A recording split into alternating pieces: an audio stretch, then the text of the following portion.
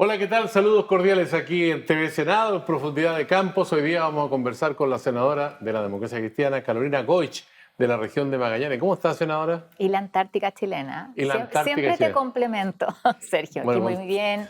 Y además, a propósito de la Antártica, en una región que ha vivido momentos difíciles con un accidente donde uno dice, bueno, no solamente el solidarizar con las 38 familias, sino con el rol de las Fuerzas Armadas, de la Fuerza Aérea en particular en esto. sí, también los civiles que viajaban a bordo para realizar una serie de acciones relacionadas precisamente con el continente antártico. Eh, la tragedia era lo único que no queríamos, pero finalmente la verdad fue mucho más dramática. Sí, y frente a eso, igual agradecer al ministro de Defensa en general, a todos los que se pusieron a disposición. Tú sabes que la Antártica es un territorio de colaboración, de paz y colaboración. Y el que hayan contribuido todos los que estaban en ese minuto, muchos de otros países, ¿no es cierto?, en la búsqueda, por lo menos con lo duro del resultado, permitió dar ciertas certezas que yo creo que son importantes para la familia y sí aquí, o sea, un dolor que es irreparable, pero que nos pone de nuevo, yo creo que en la dimensión de lo que significa la Antártica, algo que a veces parece tan lejano o a veces parece tan fácil cuando uno dice la campaña antártica y los recursos que se requieren, pero creo que esto de nuevo nos dice la magnitud, la fuerza de la naturaleza, algo donde tenemos que seguir poniendo el foco. Acuérdate que yo creo que en el programa anterior que grabamos hablábamos de las instalaciones que tenía la gente en la Antártica y por qué ya no podían vivir familias de la Fuerza Aérea ahí porque se estaban cayendo a pedazos literalmente. Entonces uno dice, pongamos también el foco y valoremos, protejamos, acompañemos a quienes hacen un trabajo en condiciones muy duras. Ahora, yo cuando pienso en la Antártica digo, los chilenos tenemos realmente la dimensión en el cerebro de qué es la Antártica. Y yo me acuerdo del libro de Pedro Cunil, que lo estudié en el colegio, ¿no? Chile, 750.000 kilómetros cuadrados. La Antártica, 1.250.000 kilómetros cuadrados. O sea, es una inmensidad muy grande, ¿no? Sí, pero más importante además que eso son las respuestas que nos da el continente blanco la magnitud que no es solo de la región de Magallanes y Antártica chilena o de nuestro país, de Chile, sino que son desafíos globales. Hoy día cuando tú estás encontrando respuestas en principios activos que están en la Antártica para el Alzheimer, por ejemplo. Y ahí el profesor Nivaldo Inostroza nos muestra resultados, un Premio Nacional de Ciencia. O cómo hay microorganismos en la Antártica que son capaces de tolerar los cambios de temperatura y sobrevivir.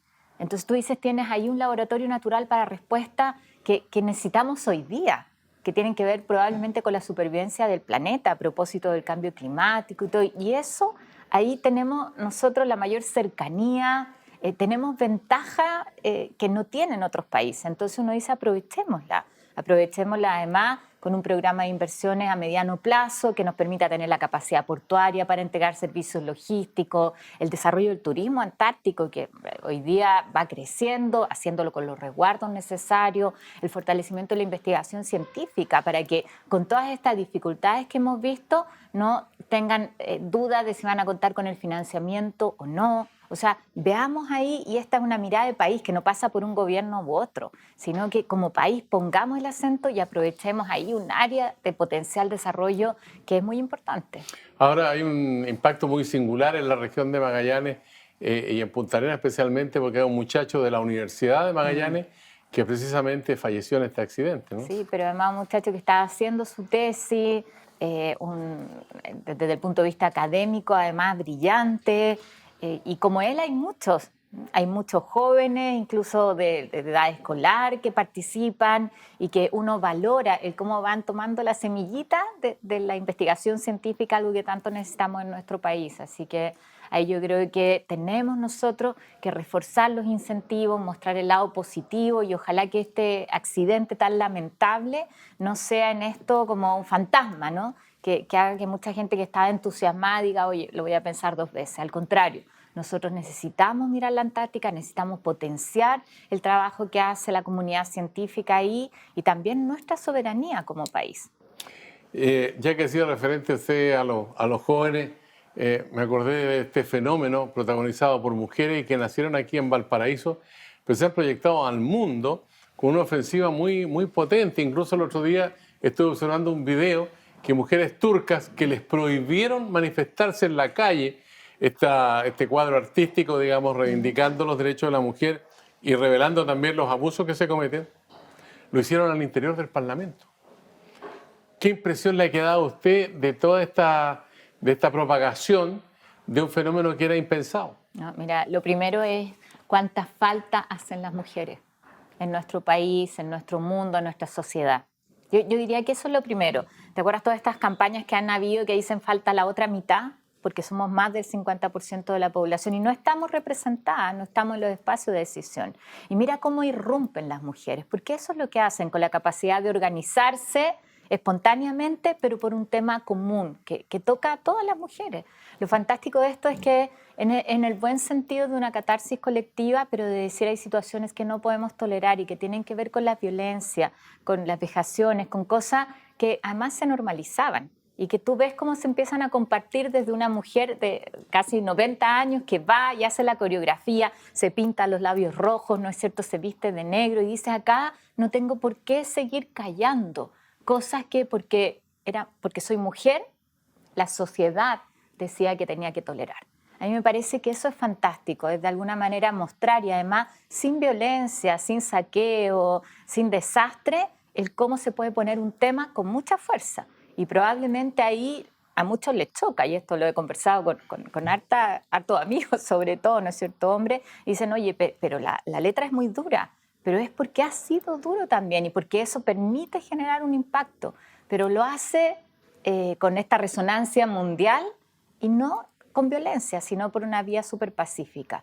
Entonces yo creo que ahí hay que aprender de cómo se conecta, la expresión quizás de sororidad que decimos nosotros, el cómo hay algo en común, pero más importante, don Sergio, es cómo eso da paso a cambios. O sea, aquí hemos sido capaces, las mujeres, de poner sobre la mesa algo, de hacer que muchas que tenían calladas situaciones que les parecían que tenían que aguantar, hoy día las ponen sobre la mesa, pero nadie entendería que no avancemos en una ley integral contra la violencia contra la mujer o en dar garantías para que una mujer no tenga que, porque se viste así, aguantar ciertas cosas, ¿no es cierto?, o verse amenazada. Yo creo que eso es el paso que nos falta, y te lo digo además como legisladora, mujer, que hemos peleado por generar espacio. Hoy día se está discutiendo, ¿no es cierto?, si tenemos una asamblea constituyente o convención constituyente paritaria. Y yo creo que a propósito de eso, nadie entendería que no se incorpore a la mitad de esa asamblea en mujeres, que no se garantice eso. Es decir, pasemos acá de los discursos a la acción, pasemos de los discursos a los cambios efectivos. A usted le toca convivir con parlamentarias de todos los partidos políticos que tienen representación en el Congreso. ¿Cómo percibe ese ambiente? Porque en algunos momentos volvemos a los tiempos antiguos, con una mirada que no corresponde a esta época en que hay un grito al mismo tiempo de reclamo, pero de esperanza de conseguir un nuevo estadio para las mujeres. ¿Cómo ve a sus colegas acá en ese plano?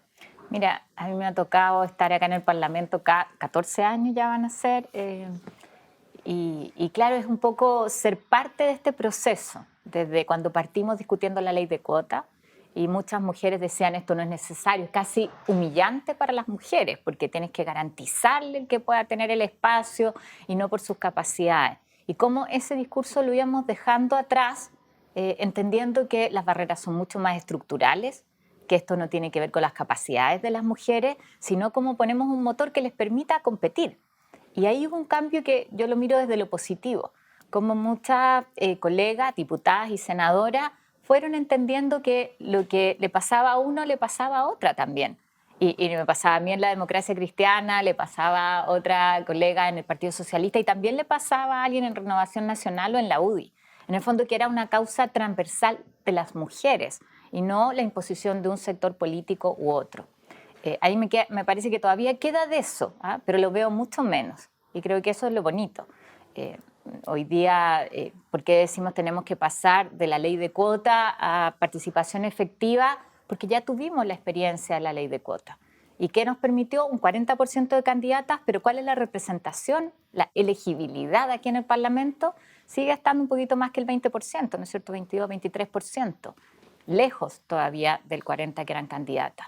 Entonces, me parece que esto tiene que ver con, de alguna manera, etapas que vamos dando, o sea, que vamos consiguiendo. Y ahí nos toca dar un paso más a garantizar elegibilidad. Pero por otro lado también, Sergio, yo creo que es muy importante el que hoy día los temas de las mujeres, las reivindicaciones de las mujeres, no son solo de las mujeres. Cada vez se entiende más que ningún país puede ser desarrollado si no aprovecha los talentos de sus mujeres. Hoy día hacemos una discusión sobre la reforma tributaria para generar, ¿no es cierto?, mayor recaudación fiscal. Yo te garantizo que podríamos generar mucho más ingresos para el fisco si pusiéramos la misma fuerza en cómo incorporamos al mercado laboral a la mitad de las mujeres que están fuera. O sea, nosotros somos un país, si nos miramos incluso en el contexto latinoamericano, donde estamos absolutamente al debe en la incorporación de las mujeres en el mercado del trabajo.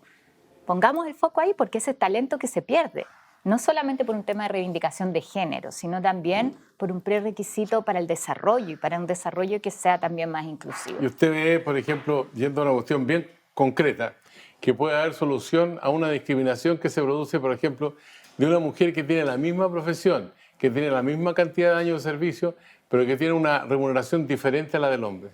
Mira, en eso nosotros tenemos una brecha salarial importante.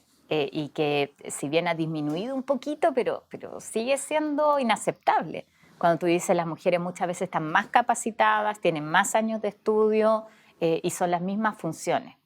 Hay un tema que es clave, yo creo, probablemente no va a resolver todo el problema de la discriminación en el mundo del trabajo de las mujeres, pero sí nosotros tenemos en nuestra legislación una barrera que todavía es muy injusta. Y ahí me refiero al artículo 203, que es el derecho a la cuna, que en su origen estuvo muy bien pensado, pero hoy día lo que establece es que solamente en empresas de más de 20 mujeres trabajadoras se tiene que garantizar la sala cuna. Hoy día, puedo equivocarme un poquito en la cifra, pero las empresas que no contratan a más mujeres, que se quedan hasta el número 19, son la mayoría. ¿No? Son cerca del 11% las empresas que efectivamente tienen más de 20 mujeres contratadas. Castiga a todas, en edad fértil o no. Entonces, por eso es tan importante que nosotros avancemos a universalizar el derecho a la cuna, que no sea una mochila que tienen las mujeres encima y que además es tan injusta si las guaguas se hacen de a dos, ¿no es cierto? Son responsabilidad de padre y madre y ahí lo que estamos planteando es que el derecho a la cuna sea para todas las mujeres trabajadoras, que el financiamiento sea solidario con una cotización que es de parte del empleador por trabajador y trabajadora, por todos, por la planilla completa. Que nos hagamos cargo todos de la maternidad y quitémosle esta mochila que hace que muchas veces a una chica que tiene una guagua de menos de 2 años no la contrate nadie, porque ese es el periodo para la sala cuna, ¿no es cierto?, hasta los 2 años. Ahora, en la otra punta, al final de la vida, las mujeres tienen una jubilación 39% menos que la del hombre. Ese es un proceso que requiere una reparación. ¿Usted cree que eso va a ser posible y en cuánto tiempo? Sí, mira, yo creo que aquí lo que nos ha puesto la gente sobre la mesa son urgencias sociales. Nosotros en materia de pensión hicimos algo que es el piso, es el desde, el garantizar que ningún adulto mayor en nuestro país, hombre, mujer, con su pensión va a quedar bajo la línea de pobreza. Eso es lo que hicimos a propósito del presupuesto, ¿no es cierto? Establecimos la línea de pobreza como la pensión mínima que va a haber en nuestro país. Pero eso no resuelve el problema. Y nosotros tenemos un proyecto que está hace más de un año en la Cámara de Diputados, que es donde tenemos que hacer el cambio estructural al sistema. Ahí me refiero a incorporar solidaridad, el aumento del 5 puntos de la cotización de cargo del empleador, que con cargo a eso tengamos un sistema de reparto, que parte de lo que hoy día generan activos vaya para los pensionados hoy día y aumentar sus jubilaciones. Y dentro de eso también tenemos que tener un adicional que nivele para las mujeres. Lo que nosotros deberíamos tener es un sistema donde, independiente de si eres hombre o mujer, te equipare a la pensión. Yo creo que esa es la aspiración. Para eso hay harto camino que recorrer, pero lo que no podemos hacer es seguir demorando la tramitación del proyecto. Yo creo que hay bastante consenso. Las discusiones probablemente tienen que ver con la transición. Esto también obviamente implica un cambio en el modelo, no es el punto que me estás preguntando, pero una modificación sustantiva al sistema de AFP como lo conocemos hoy día, además con límite a las utilidades, ¿no es cierto?, una lógica de seguridad social. Pero lo que no podemos seguir tolerando, porque Esas son parte hoy día de los dolores, de alguna manera, de las mujeres. Es lo que pasa con una mujer de 60 años, 65 años, que no la contrata nadie, que muchas veces está invisibilizada, que tiene, oye, expectativas de vida de 30 años más. Claro. Y el problema es cómo viven las mujeres esos años. De eso tenemos que hacernos cargo. La senadora Carolina Goich con nosotros aquí en Profundidad de Campos en el canal del Senado. Vamos a hacer una pausa para volver porque usted mencionó un concepto que está en el ambiente. ¿Cambio de modelo o cambios al modelo? Espérenos que volvemos con usted.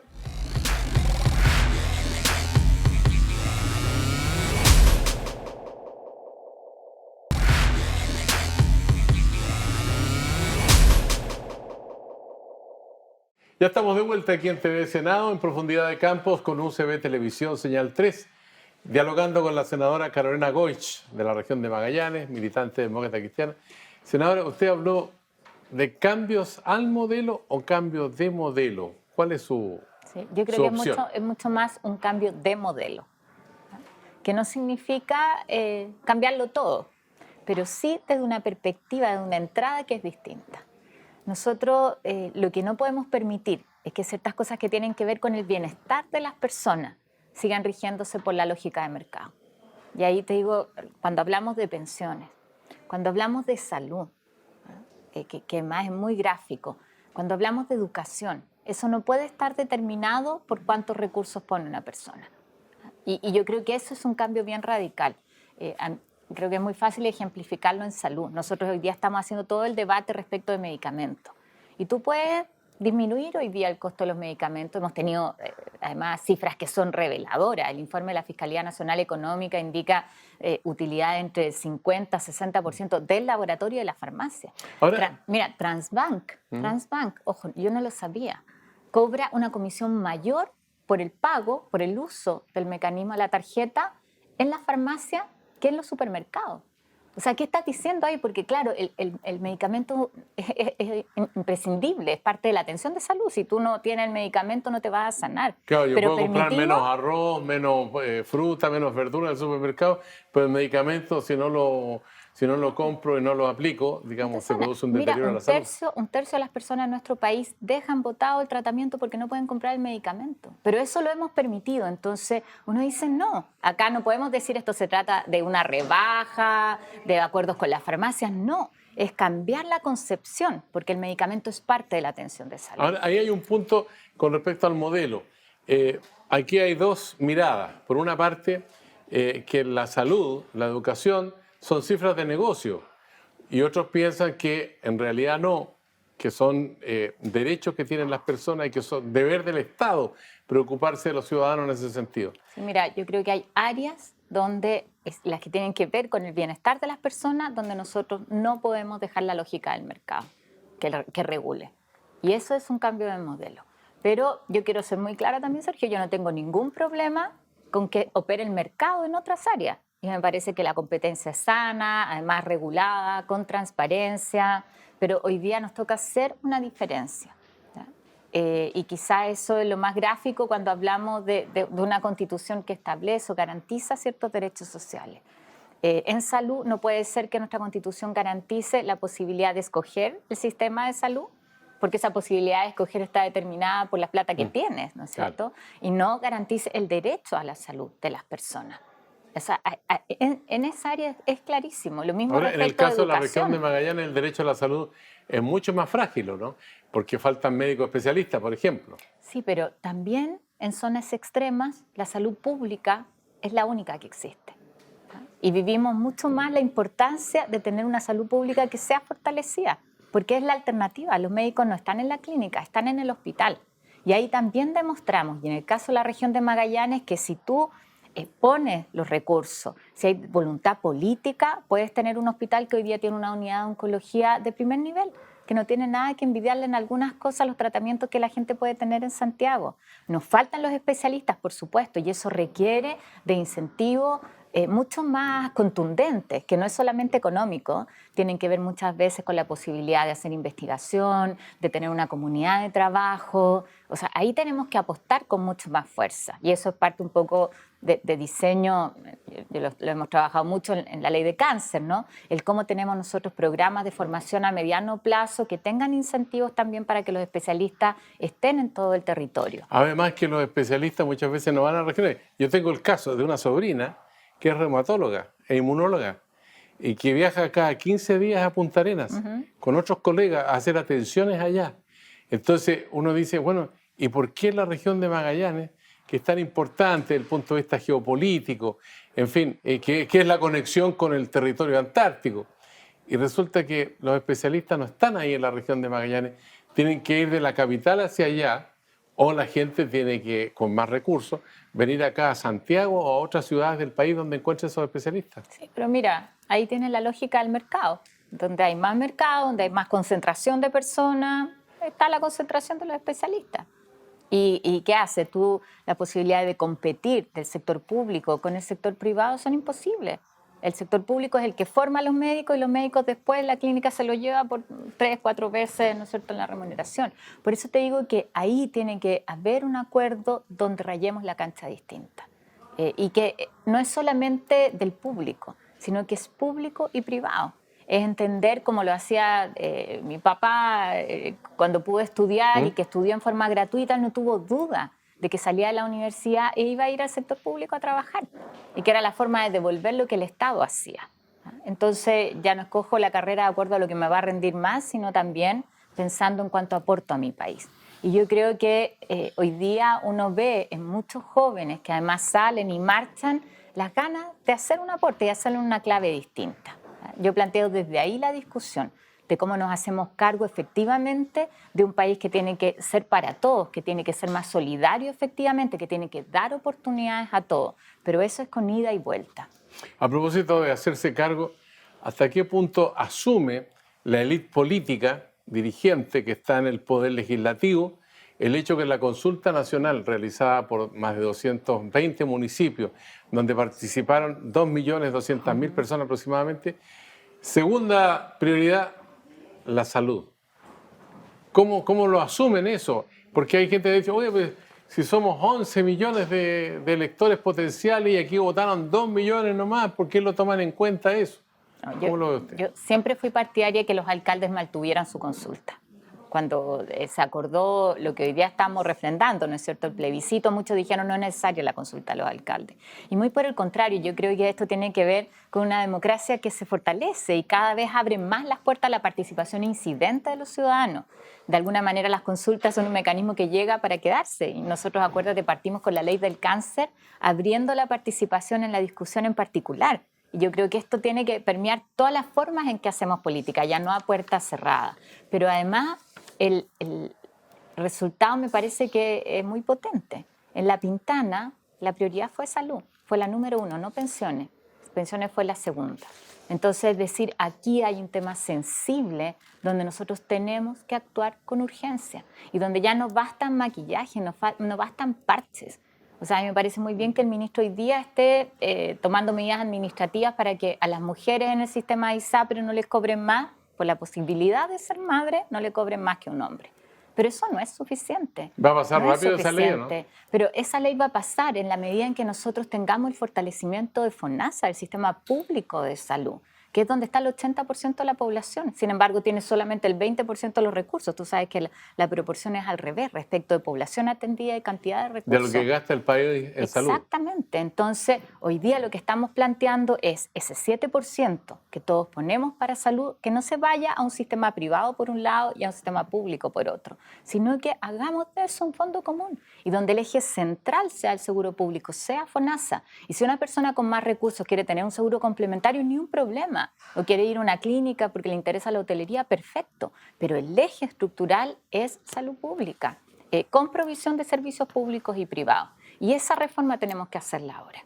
No basta en esto mejorar los problemas que tienen las ISAPRES, que tenemos que hacerlo sin duda, porque hay un ámbito de abuso que no resiste, pero eso es el 20%, incluso un poquito menos de la población. usted en algún momento conversó conmigo acerca de la ley del cáncer. ¿Qué fue de la ley del cáncer? Porque se habla ya hace un año, por lo menos. Sí, hace más de un año que el presidente firmó la ley y yo quiero decir que entiendo perfectamente la molestia de la gente. Entiendo perfectamente. ¿Pero qué pasa acá en el Congreso que no avanza? Lleva 6 meses en la Comisión de Hacienda. 6 meses y logramos hace poquito retomar la discusión. Ahí tenemos un acuerdo, lo teníamos con el anterior director de presupuesto y yo entiendo que ese acuerdo se honra, que se mantiene, así por lo menos lo planteó el ministro de Salud, de poder incorporar 60.000 millones de pesos para tratamientos que hoy día no están ni en la ley Ricardo Soto ni en el auge, que son muchas veces los problemas, ¿no es cierto? Este medicamento nuevo que no está en la canasta del GES y por lo tanto por eso no te lo financian o porque no está, el cáncer no está dentro de las garantías que hoy día tenemos, ¿no es cierto?, de las patologías que tienen cobertura. El partir con 60.000 millones es un piso, no va a resolver todo, pero es importante. Y por otro lado, tenemos todo un plan de infraestructura donde están los centros oncológicos regionales a lo largo de todo el país.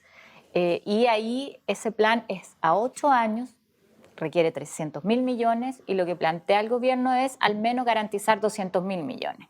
Digo, no es suficiente, hay que ver cuáles son los centros que se nos quedan fuera, pero por lo menos hay un piso, avancemos con eso, porque la ley del cáncer además es mucho más. Es de alguna manera un diseño donde avanzamos desde la prevención, la detección precoz, el fortalecimiento de la atención primaria, el tener un gestor de caso, una persona que te acompañe en el proceso y no que tengas que estar tú batallando para que te den la hora, para que te den la interconsulta, para ir a buscar tu biopsia. O sea, ya es suficiente con tener un cáncer, ¿no? Y algo que a mí me parece muy importante, en paralelo a la ley, garantizar que todos los cánceres van a estar en el auge. Yo espero, en 3 años más tenemos un nuevo decreto, que ahí incorporemos los otros cánceres, como pasa en el caso de los niños. Y por otro lado, algo que deberíamos cambiar ya, que es que no se rechacen las licencias médicas por cáncer. O sea, ¿cómo entiendes tú que un cáncer que tiene habitualmente un tratamiento de 6 meses, cuando menos, ¿no? Entonces, un mes te aprueban la licencia y al mes siguiente te la rechazan, como si el cáncer se hubiera ido. Ahora, entonces, no puede ser que el tema administrativo sea una carga más para las personas. Que las licencias con cáncer no se rechacen. Ahora, yo me pregunto a cuántos años luz estamos de resolver el problema, porque conozco varios casos que aquí han hecho diagnóstico después de realizar incluso una biopsia, 2, 3 meses de vida. En 3 lugares distintos, se los podría mencionar. Pero hay gente que ha tenido la posibilidad, porque antes vivieron y tuvieron otra nacionalidad, de ir a Francia, y en Francia han tenido o sobrevida de más de 3 años. Eso significa estar en la familia, estar con los nietos, con los hijos, y gente que ha tenido una recuperación después de un diagnóstico de 2 o 3 meses de vida acá. Entonces, algún día podemos alcanzar esa meta de sobrevida que existe, por ejemplo, en el caso que le menciono yo de Francia. Sí, o sea, esa es la aspiración. Y aquí hay algo muy importante que tú planteas, Sergio, porque nosotros tendemos a pensar en disminuir la mortalidad por cáncer o disminuir la incidencia, ¿ya? Hoy día... Que aquí es una de las principales enfermedades de muerte, ¿eh? No, claro, cada hora, en nuestro país, cada hora mueren 3 personas por cáncer. Y al menos una de esas personas se podría salvar, es lo que se estima, si hubiera tenido el tratamiento oportuno, el diagnóstico oportuno, el acceso a la quimioterapia, a la radioterapia, a la operación. Pero hay un punto que es muy importante, también la sobrevida de las personas con cáncer. Cada vez se estima más que el cáncer va a ser una enfermedad crónica, con la que tú vas a poder vivir mucho tiempo. Y de hecho han ido cambiando los tratamientos en cáncer de próstata o en muchas leucemias. Entonces el punto es cómo viven las personas con cáncer. ¿Usted es partidaria de que la Senabas tenga un poder comprador potente y que los medicamentos tengan costos mucho más rebajados? ¿Piensa que eso es posible llevarlo a cabo, no? Por supuesto, y de hecho ya lo aprobamos esta semana. Hicimos ahí un esfuerzo además para avanzar con celeridad. Eso no va a resolver todo el problema respecto de medicamentos, pero sí es importante porque lo que hace Senabast es agregar compras, ¿no es cierto? Entonces tiene mayor poder de negociación y además, eso no es todo un viaje. menor precio. Incorporamos ahí gradualmente, primero las pequeñas farmacias, las farmacias independientes les llamamos, toda la red pública también, las farmacias comunales, las corporaciones municipales y después de 2 años van a estar las farmacias de cadena. Pero tú sabes que hoy día las farmacias de cadena compran un 70% más caro a los laboratorios que lo que hace la Senabas, teniendo la misma posibilidad de agregar en compra. Estamos hablando de 4 farmacias, 4 cadenas que concentran de ser el 70% por lo menos del mercado de los medicamentos. ¿Por qué no lo hacen? ¿Por qué no lo 60%. hacen? Porque ¿a quién se lo cobran? Se lo cobran al enfermo. Y eso es lo que tenemos que cambiar. O sea, para ellos es negocio igual. ¿Te fijas? Ahí cuando uno dice la lógica tiene que ser distinta. ¿Ah? No es el mercado el que opera, sino el cómo efectivamente garantizamos al paciente el que tenga el acceso al medicamento a un precio justo. Si el valor de intermediación del medicamento, claro, es lo razonable por la distribución, por tener el local, pero no puede ser usura. Hay ciertos detalles que son bien importantes en la comercialización de medicamentos. La farmacia X tiene una administración propia, pero al mismo tiempo tiene franquicias de personas que tienen con la misma marca esa farmacia, pero no son los dueños de la farmacia principal. Sí, bueno, uno de los Entonces, los pagos que recoge la farmacia principal los tiene que retornar a esa farmacia que está en regiones que tienen el mismo nombre, pero se demoran 60 y hasta 80 días en retornar ese dinero. Entonces, también es una presión para aquel que está en la distribución, digamos, legítimamente comercializando los medicamentos. Claro, pero ahí es donde uno dice el rol de la Senabast es interesante porque te elimina un intermediario. ¿Te fijas? O sea, ojalá pueda hacerlo más directo para evitarnos costos de intermediación que no son necesarios en materia de medicamentos. Cuando hablamos de la posibilidad de pero abrir la importación. tengo la marca de una farmacia metropolitana porque eso me da una imagen, ¿te fijas? Le voy a mencionar una, Cruz Verde. ¿No? Si yo tengo la farmacia en Temuco y tengo el sello de Cruz Verde, me da una imagen, una proyección. En cambio, si yo le pongo farmacia, qué sé yo, Tiquitaca, eso tiene menos proyección desde el punto de vista comunicacional. Es que ahí es donde nosotros somos víctimas del marketing, ¿ah? Donde se equivocó el camino. Si una farmacia, la farmacia Tiquitaca, tiene los mismos requisitos respecto de garantía sanitaria, ¿no es cierto?, que cualquier farmacia tiene que tener al químico farmacéutico y determinado medicamento en dispensación, ¿me entiendes?, de control de temperatura, todas esas cosas están garantizadas.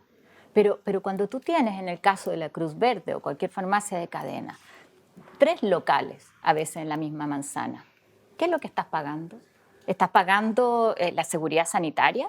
¿La calidad del medicamento? No, estás pagando el mercado inmobiliario a costa de la salud de las personas. Y como te digo, 70% más de lo que pagarían si intermediaran como la Senapaz, si utilizaran su poder de compra. Entonces, ahí nuevamente yo creo que en esto el límite a la concentración de mercado es fundamental en nuestro país. Esto, la farmacia es evidente, pero pasa también en otras áreas.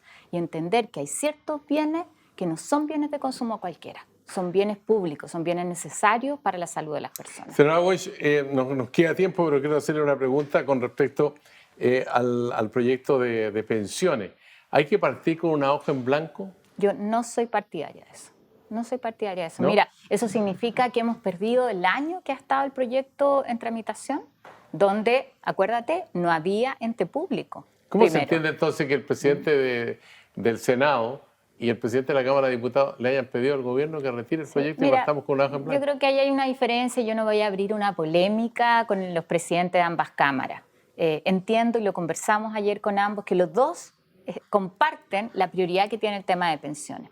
Y lo que no podría pasar es que hoy día, digamos, volvemos a foja cero y nos demoramos un año más en tener el proyecto. Y de la conversación ahora, después de la Comisión de Trabajo con Adriana Muñoz, que es la presidenta de la comisión acá en el Senado, dijimos, oye, estaríamos en condiciones de sacarlo ojalá en abril, sin poner una fecha perentoria, pero entendemos que finalmente lo que se necesita es que la gente de clase media tenga un aumento de su pensión, los que no estuvieron ahora en el aumento de la pensión básica solidaria, y que son igual de pobres, tienen pensiones igual de miserables. Entendemos que tiene prioridad el cambio al sistema de AFP y en eso tenemos bastante acuerdo. Entonces yo no me enredaría en decir aquí volvamos a foja cero, al contrario, avancemos sobre lo que ya se ha hecho. Hay un ente público que es el CAS, a nosotros que nos gustan mucho las siglas, pero es el ente público que busca generar una alternativa, un sistema mixto, no solamente las AFP, pero hoy día es un titular nomás. No tiene las herramientas, no tiene la musculatura. Bueno, pongamos la musculatura para que efectivamente sea así. Ya tenemos el 4% de aumento de cotización. Hay consenso de que era el 5 era el proyecto Bachelet. Entonces, vamos al 5 al tiro. Lo que no hay ahí todavía es solidaridad. El componente de reparto del que hablamos comparte ese aumento del 5%. Oye, pongámoslo sobre la mesa, pero avancemos. Yo eso es lo que pido, avancemos. Eso es lo que la gente, por lo menos lo que yo recojo, nos pide al mundo político. O sea, aquí estamos cuestionados y estamos cuestionados en buena parte también por estas discusiones que no responden a la urgencia de quienes hoy día no llegan a fin de mes. ¿Ya? Así que avancemos. La senadora Carolina Goich de la región de Magallanes con nosotros aquí en la Biblioteca del Congreso Nacional en la ciudad de Valparaíso, en profundidad de campos y UCB Televisión Señal 3. Senadora, muchas gracias por este diálogo. Muchas gracias a ti, como siempre. Ya, pues, a usted le invitamos a que siga la sintonía del canal del Senado y será hasta la vista.